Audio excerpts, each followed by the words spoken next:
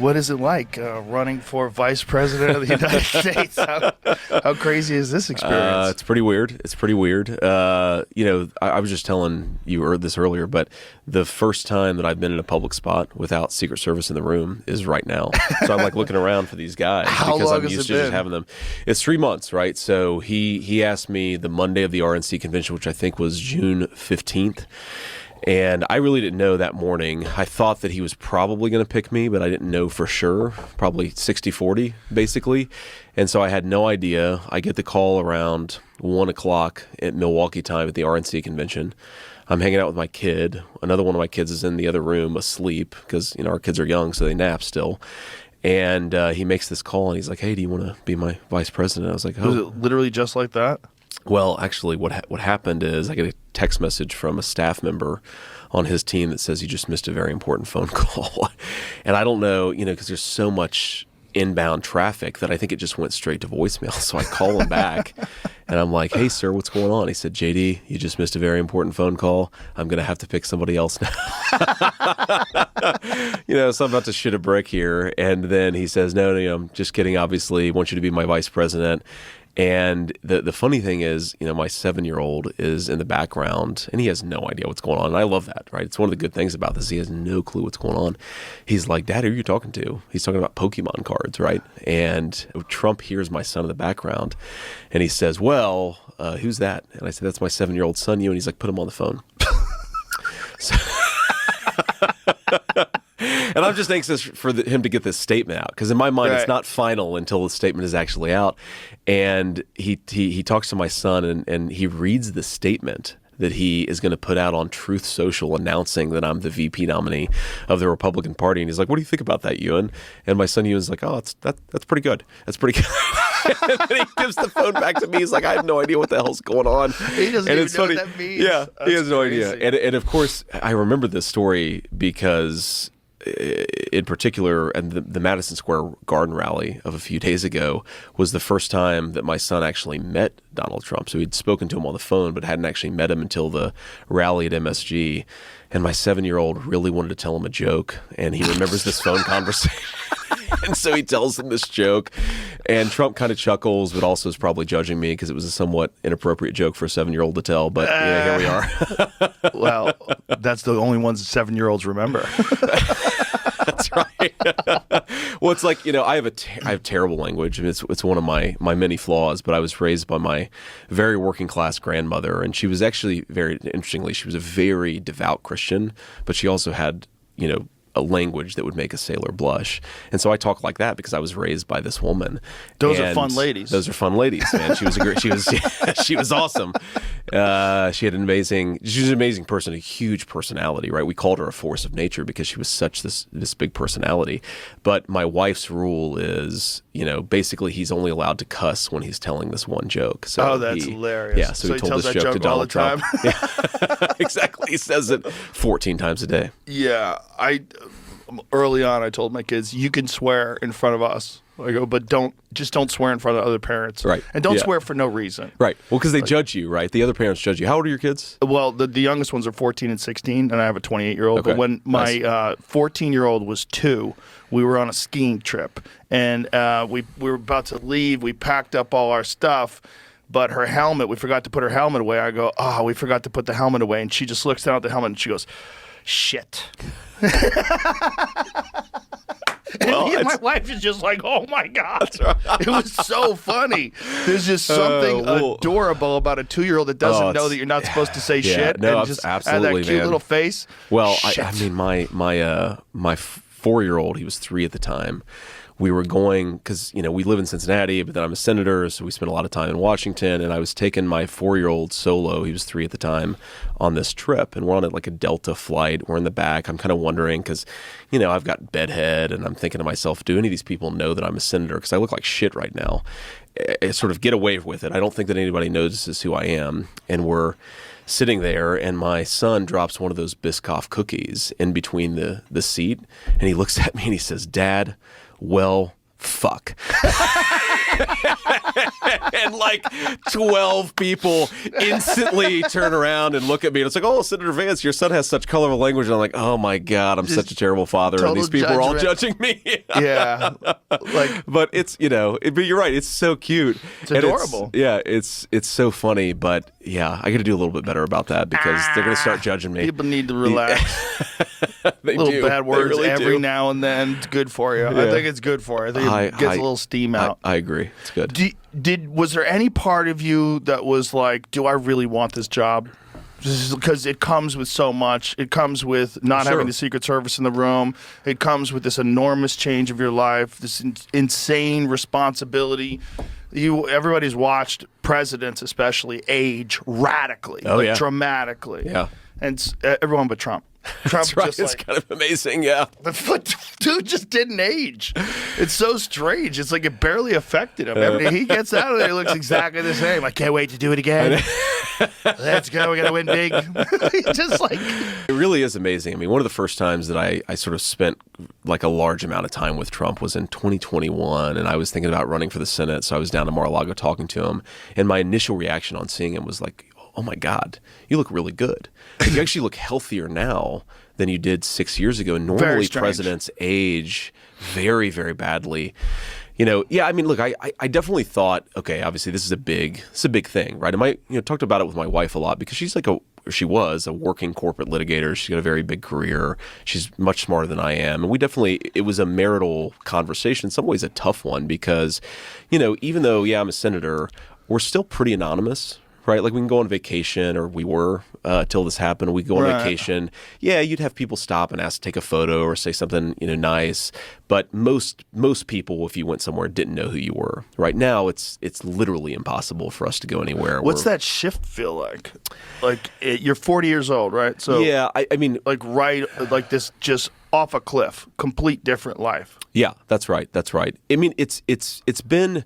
I mean, look, in some ways, it's really nice because people come up and say really nice things to you. They tell you they're praying for your kids, they're praying for your family. But it's definitely weird to just not be anonymous at all anymore, right? Yeah. And that's taken some getting used to. I think part of it is also. Let me just give you an example. So Sunday morning, we want to go for this is the event in Madison Square Garden. We had the morning where I didn't really have anything going on. I had a couple phone calls. So we want to go for a walk with the kids in Central Park. And normally you would walk out of your hotel and walk into Central Park and hang out with your family. Now it requires, we have to notify Secret Service. And so then they have to scope out an area where they can make sure that it's going to be properly safe. And so instead of walking out our hotel room and taking a walk in Central Park, we hop in a car and show up in some random part of Central Park that's 20 blocks away. And then, of course, as soon as we get out, everybody's like, well, who the hell is this? Because there are 14-car motorcade there. So the lack of anonymity is definitely an annoyance that comes along with it. But I'm the kind of person where you just take the good with the bad. There are a lot of benefits to it. There are some downsides to it. It's what I asked for. I try not to think too much about it or complain too much about it. I just try to accept it. I think obviously if we win, which 6 days from now, I think we are going to win, I think we'll have to sort of get into more of a routine with it. My attitude thus far has been, well, it's only for a few months, so you can do anything for a few months. Is the adjustment difficult? Was it pretty easy? Did you just accept it? Like, this is how life is now? Well, you have to accept it, but it's not easy, right? I mean, in particular for our kids, right? Like, okay, I really like to drive, and 99% of the time if we're in the car as a family, I'm driving, my wife's in the passenger seat just because I like to drive.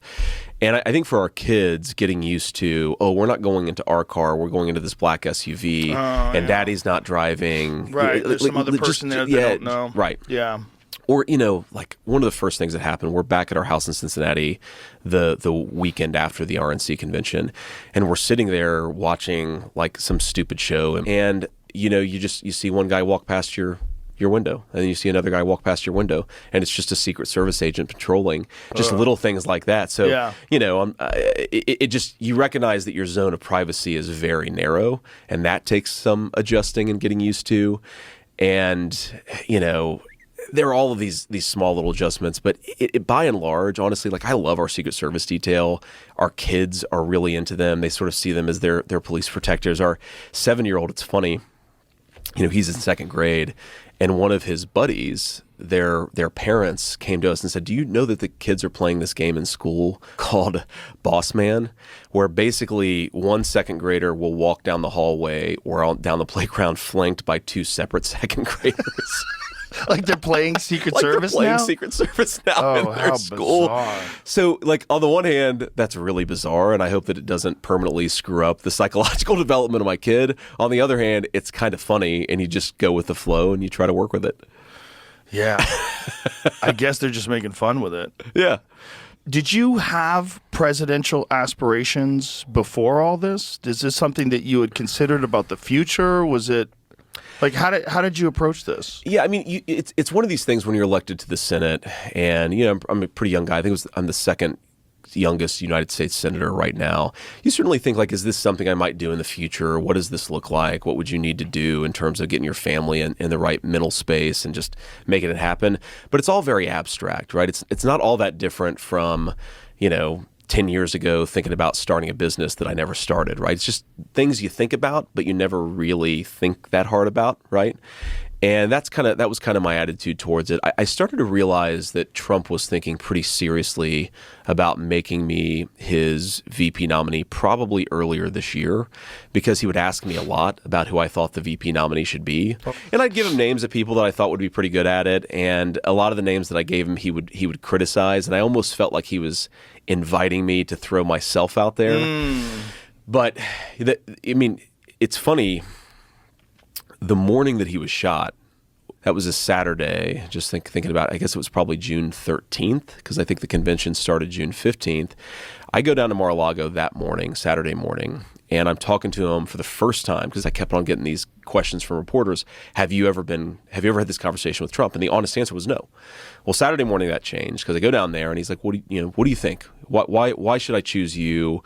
Why should I not choose these other guys? Like, we just had a conversation. Who else was in the running? I don't really know, actually. Don't lie. I really don't know. Come on, man. I think that there were a couple of senators that were being considered, a couple of governors, a couple of former cabinet secretaries, but you don't really know, because when Donald Trump sat me down, he talked about 10 different people that he was thinking about naming, and this was 2 days before he made the selection. So he's playing like a little, let's see how JD thinks game. Yeah, I think so. He told me that he was talking to the gardener at Mar-a-Lago about who the vice presidential nominee should be. And that's one of, I think, Trump's sort of political geniuses, is he talks to everybody about everything. And I was like, well, what did the gardener at Mar-a-Lago have to say about this conversation? Because this really directly impacts my life. And, he basically said, well, I think I'm probably going to pick you, but I don't know, and I'm not ready to make a decision. And then he looks at one of his staff members who's in the room. He's like, actually, wouldn't it really set the world ablaze if we just made the decision today? And so why don't you come up with me and we'll just do the announcement in Butler, Pennsylvania. Whoa. And I said, and of course, not knowing at the time what was going to happen, I was like, absolutely, let's get this over with, because I'm sick of not knowing. Let's just get this thing over with. And then he's like, no, I'm not gonna do it up there. We need to prepare for it better. So look, I'm not saying it's going to be you, but I'm thinking very seriously about it. Have fun. We'll see after Butler, PA. And then, of course, I go back home to Ohio. Oh, boy. He gets shot. The initial reaction is I actually thought they had killed him, because when you first see the video, he grabs his ear and then he goes down. And I'm like, oh, my God, they just killed him. And I was first I was so pissed.